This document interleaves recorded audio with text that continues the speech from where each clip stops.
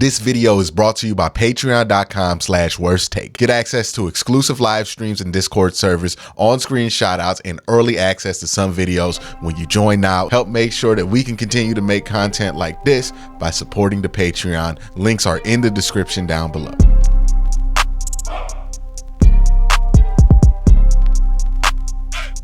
Hey, what's up and welcome to Q&A, the show where I take your questions from YouTube and Twitter and answer them here in video format. A ton of things to get into today, so let's just jump into it. And we're going to start with the first question from Praise the Sun, who says, do you think Njoku will prove he's worth the contract he signed this year? And what do you think that would be required from him to be worthy of this contract? He's a pretty good blocker. I think he just needs to step up his offensive game. Honestly, it's consistency with David Njoku. Because what is frustrating about David is that for a stretch of 3 or 4 games, he'll look like a premier tight end, and then he'll just disappear for 3 or 4 more games.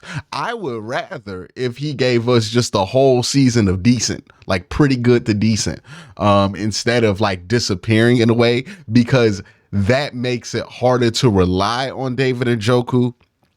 So in my wish for him to get more consistent, I guess I'll distill my hopes for him to live up to that contract down to a couple of things. I want him to have 2 or 3 things that he is reliable in and excels at. That could be red zone production. That could be chunk seam plays. That could be screens. But I need him to have 2 or 3 things that he can rely on. You know what I mean? When it gets tough, we know that we can go to David Njoku and do these things, and he's going to be consistent. That's all I want. Whatever yard totals that brings, whatever production that brings is secondary to me. Probably want him over 600 yards, want him to have a career high for sure. But if he can just reliably be a producer of 2 or 3 things, and one of those things aren't drops, then that's all good as a receiver. Obviously, as a blocker, I'm satisfied with him, but as a receiver, I need him to be a bit more consistent, and I need him to develop his 2 or 3 things. I think his issue right now is that he tries to be too good at too much, and that makes him very inconsistent at everything. Drop what you're not good at and just find the 2 or 3 things that you can excel at as a receiver. I envision that for him being end zone production, red zone production, and seam. Like being able to get seam chunks and then the occasional screen. Like if he could do those 3 things reliably all season, and he could be somebody we can depend on, all right, that's worth the money. That's truly worth the money to me. Whatever production comes with that. But I just need that. That's what this offense needs, is the reliability in those things from the tight end position. The next question comes from Ascendant, who says, hey, Q, what do you think of the supplemental draft? Weidman seems interesting as a red zone threat and could be a guy you could stash on a practice squad and see how he develops for the next year. I don't know much about Weidman, but I do know that I don't think there's a chance that you draft somebody in the supplemental draft just to cut them and put them on your practice squad. Because that's what's required to put them on your practice squad, is you're going to have to cut them. I know there are new rules and some people get confused about this, but still, you can protect somebody once they get to your practice squad, but in order to get on a practice squad, you have to cut them and make them available for everybody. And if you're willing to do that to get somebody on the practice squad, why would you take them with a supplemental draft pick? It doesn't make any sense to me. And I don't think they'll be going for it. I know some people might be interested, but I mean, like Cedric Tillman kind of scratches that need. I don't think they're going for it. Next question comes from Ken Adams, who says, what will be the top 3 most impactful offseason moves? When we look back at it, I think it's likely going to be, if this team makes any type of jump, we're going to look at Elijah Moore. We're going to look at Zadarius Smith and either Juan Thornhill / Jim Schwartz. Those are going to be the 3 that we're probably going to look at if this Brown season goes as planned. because there's going to be a significant defensive improvement and a significant improvement in offensive explosiveness that is a credit to Elijah Moore. So I think that's why you'll probably get those three.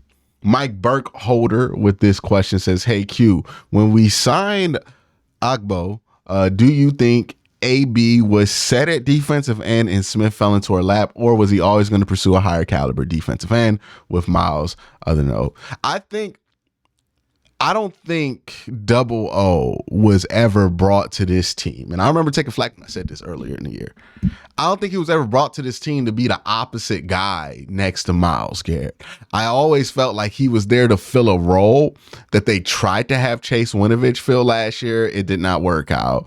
But they had tried to have Takk McKinley fill last year. The year before, it did not work out as well, which is this kind of freelance rusher, right? I don't think Double O was ever brought here to be the anchor next to Myles. And if you look at his body type, like, he's just not who you would want as the anchor to Myles. When you're talking about somebody who can anchor next to Myles, you want somebody who could play the 4 end, play 4 wide, and also go inside and be a power end or a 3 tech. The reasons you want that are purely logistical, right? So that's why, like, they draft, you look who they draft, Isaiah McGuire, Alex Wright. Like, they draft these bigger edges that can kind of tween in between, because when you have Myles, you're going to want to put him at a variety of places, which means the guy opposite of him is going to have to be more comfortable shifting down the line and playing inside more often, right? Then you bring on a piece like Double O, who you can then play with where you put Myles, and then put on the opposite, well, not put on the opposite side, but put on the same side as Myles often to play off of the attention that Myles is going to get. You want that guy to be a little smaller, a little bit more athletic, and a little bit more twitchy. So I never thought that Double O was brought in to bring that role. I don't think that that's necessarily a bad thing for Double O. People thought I was like sleeping on him when I said this. It's like, no, I think this is a good role for him.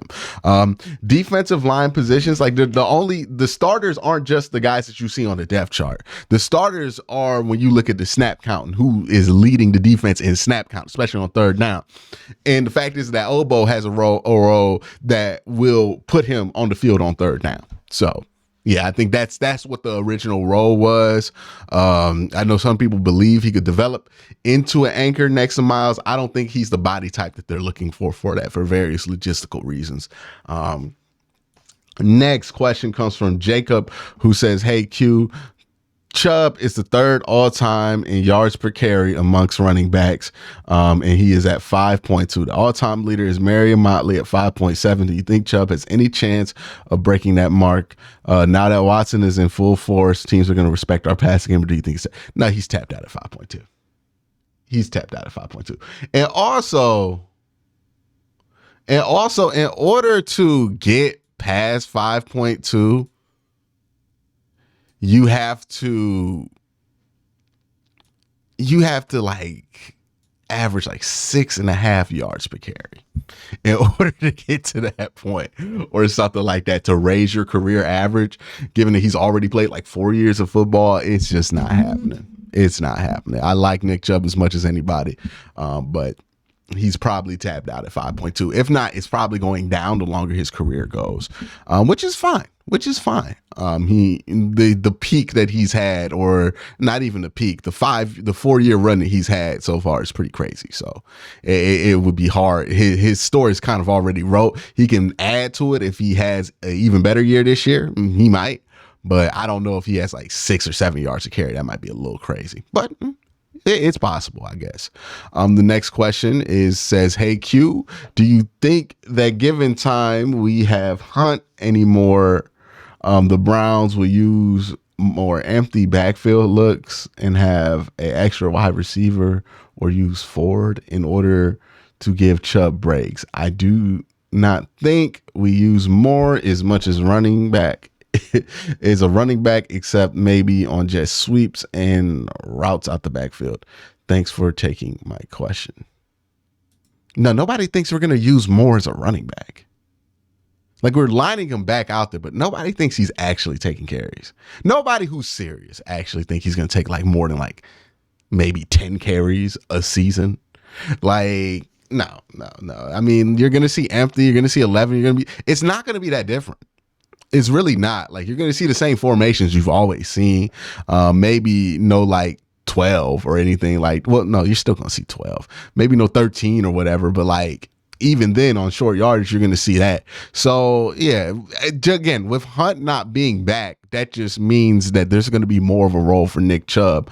He's not splitting carries. And then Deshaun Watson probably going to be the second leading rusher on the team in rushing attempts and yards. And then there's Jerome Ford. So that's probably going to be the pecking order for the running game. But thank you for asking the question. Next question comes from Rats95, who says, hey, Q, what do you think if Hopkins went to the Titans? They would become a sneaky playoff pick. I only have the Jaguars making it due to winning the division. They only have a weak passing game. I think that division is wide open.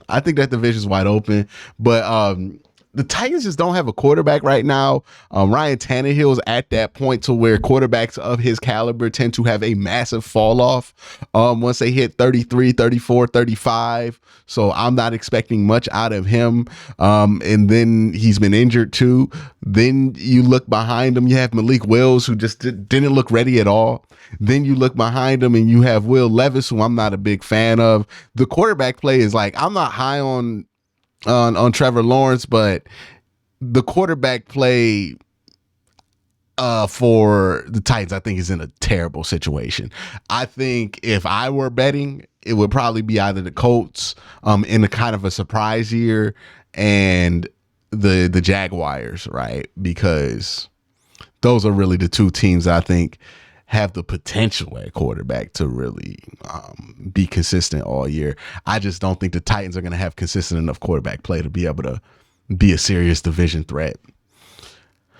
The Turner family with this question says, hey there, Q, just wondering, what do you think are the Browns going to be better than the 2020 Browns record standings? I also ask this because people are scared of losing here, and I just want everybody else, and just like everybody else, I want a winning football team. Yeah, I mean, like, I think it would be hard to get more than 11 wins this year. I think there's a lot of things that we're not thinking about when we think about the team hypothetically that will be difficult to achieve. But yeah, 11 wins is on the table. My prediction for this team is anywhere between 10 and 12. I think that's the range for them this year. If everybody stays healthy, if things go to plan, 10 to 12 is about the range for them. When it comes to being able to finish higher than you did last year, I think this year, if you go between 10 and 12 wins, you'll probably finish in second place. I don't think the Ravens are a team that I think either going to be good or bad. Like, they're either going to win the division or they're not. So it depends on what the Ravens do. I think there's more of a chance that they end up disappointing slightly than there is that they reach the expectations that people have for them this year. So I think the Browns probably finish around second place, maybe even compete for first, depending on what some of these tiebreakers are. But that's kind of where I have them pegged, and that would be better than 2020. And again, the record's not going to be the indicator if this team's better, because it's going to be really how we feel about them at the end of the year. When they got to the playoffs at 2020, we're kind of surprised that they were 11-6 team, and nobody really predicted the Browns to beat the Steelers in the first round that year other than Browns fans. So we were still kind of a surprise. We knew we weren't that good. We just thought we were pretty good, better than people were estimating us to be. This year, if we make the playoffs, we're looking to be a legitimate threat. So it's going to be a little bit different. It's not going to feel the same as 2020, if that's what you're asking. But that's it for today's Q&A. Y'all have a great day. Have an even better night.